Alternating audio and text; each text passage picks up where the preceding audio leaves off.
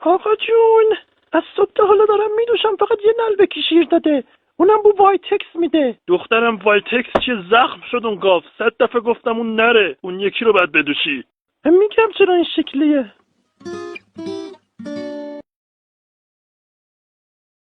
نه وحشتناک بود، دردناک بود و سوزناک.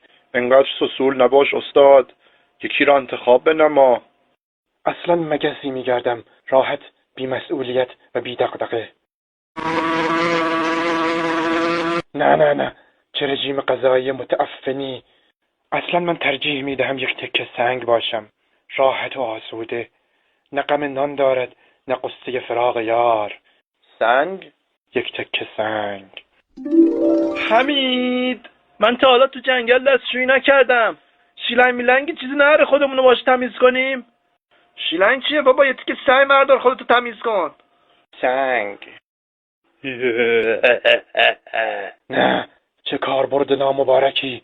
در تصمیم گیری شتاب کن استاد، الاف شده ایم. اصلا بگذار تفعلی بنمایم به کتاب شیخ اعظم ابو حامد منصور ابن علاف گوزکانی، فرزند چشمگیر ابن طاووس چلو کبابی. بنال. ما همه در محضر تو جمع شده ایم به امید لطف و بخشش و کرم تو. آه کرم،